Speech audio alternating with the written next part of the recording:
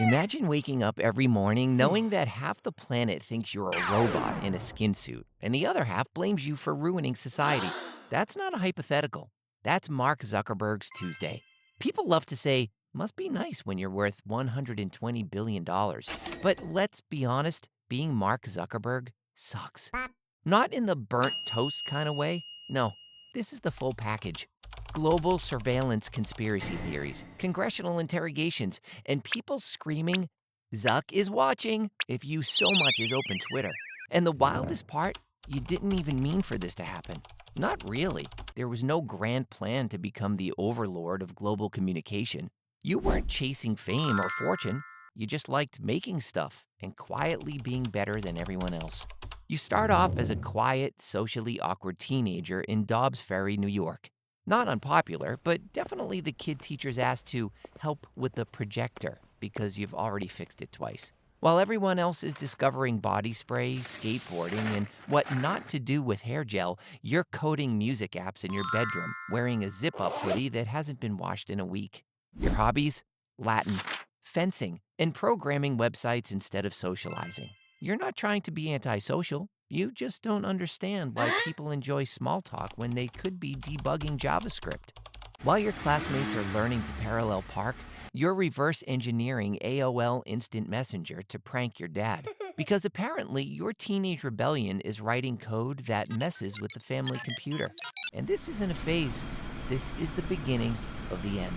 Next stop, Harvard.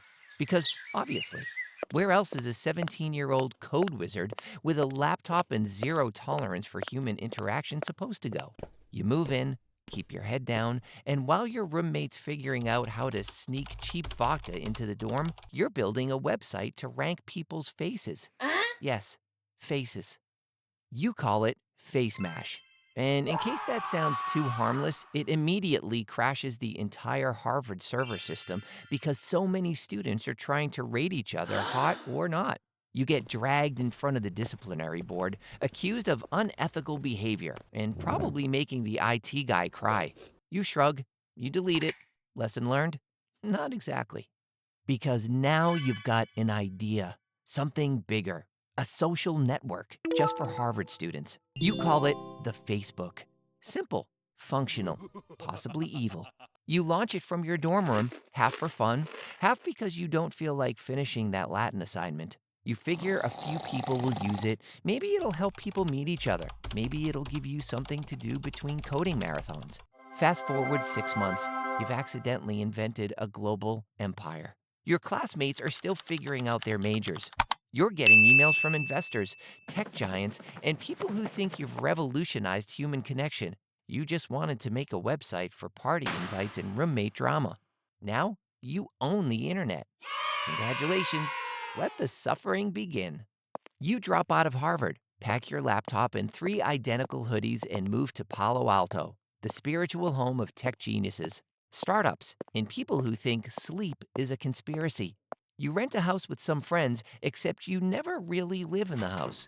You live on a futon, half eating cold pizza, half answering emails from people who want to invest in your little dorm room website. You're 20 years old. Your bank account is inflating faster than your ability to process emotion, and you still don't know how to make eye contact in photos. You think maybe this will calm down. Spoiler, it doesn't. It never will. Because Facebook explodes.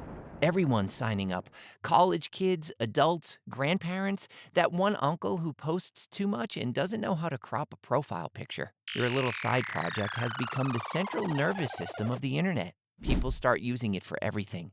Sharing baby photos, arguing about politics, organizing birthday parties, oversharing about their lunch. You're not just running a website anymore. You're running a digital empire of chaos.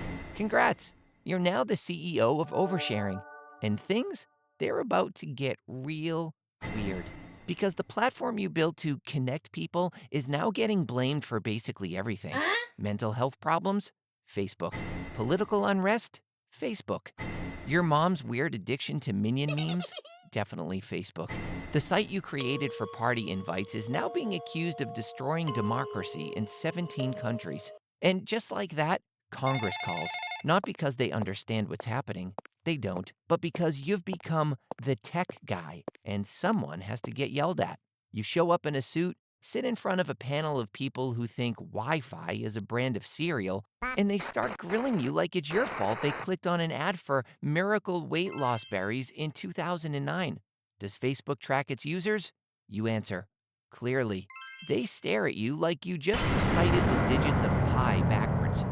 You blink. Once. Then again. Now you're a meme. Zuckerbot loading facial expressions. You try to sip water.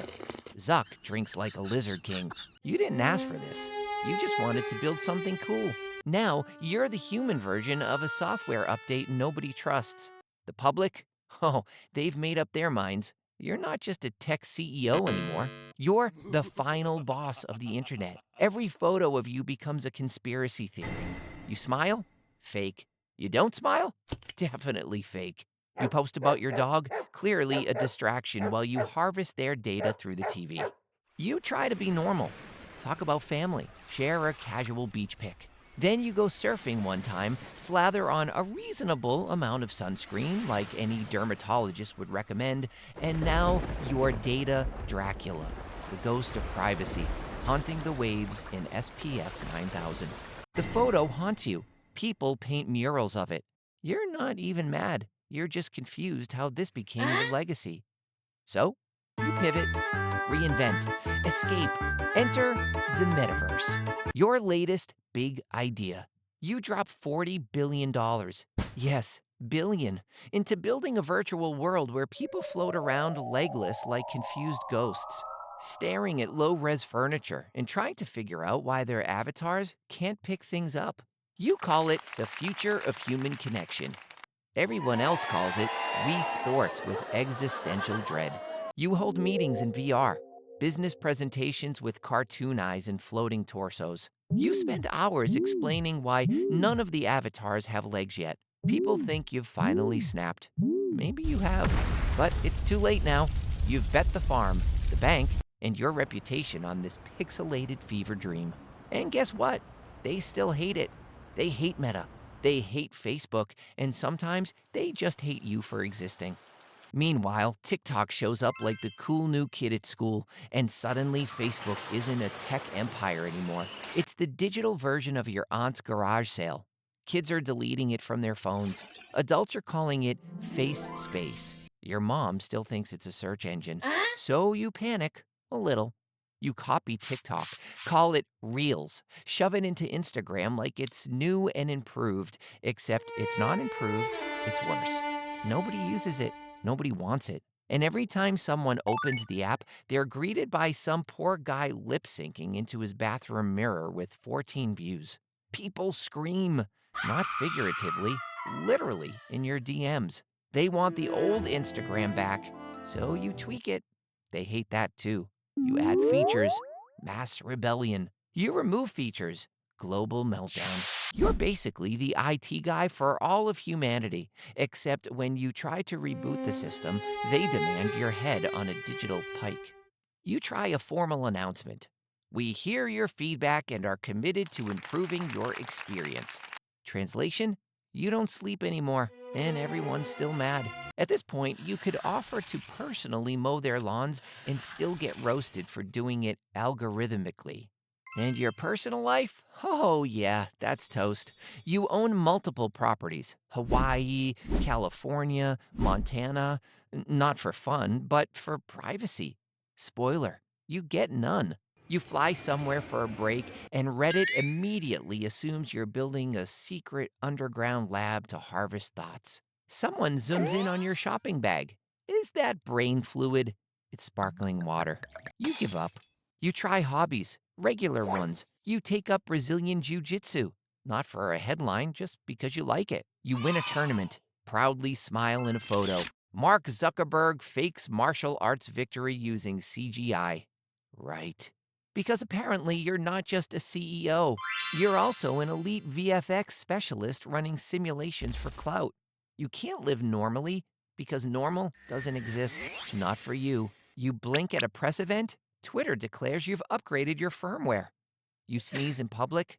Breaking. Zuckerberg deploys nanobots in coffee shop attack. You name your kid Max? Innocent enough. Internet headline: Is Max short for maximum data extraction? You just wanted a name that fit on a birthday cake. And now you're trapped. Too rich to be relatable, too famous to disappear, too Zuck to ever convince people you're not plotting something. You donate to charities. It's damage control. You stay quiet. Suspicious silence. You post a sunset photo. The comments section: Nice try, lizard man. Every headline is a disaster. Some made up, most exaggerated, all somehow your fault. Every tweet you post becomes a crisis hotline. You built the digital world, but you're not invited to the party. And they're definitely not letting you DJ. You just wanted to code in peace. Now you're the face of modern dystopia. And every day is a new fight with the media, the government, the public, and your own virtual avatar's legless body floating in the metaverse. That's why it sucks to be Mark Zuckerberg. You built the monster, fed it, trained it, gave it power, and now it's chewing you up in 4K with live comments, trending hashtags, and 2 million people laughing as it happens.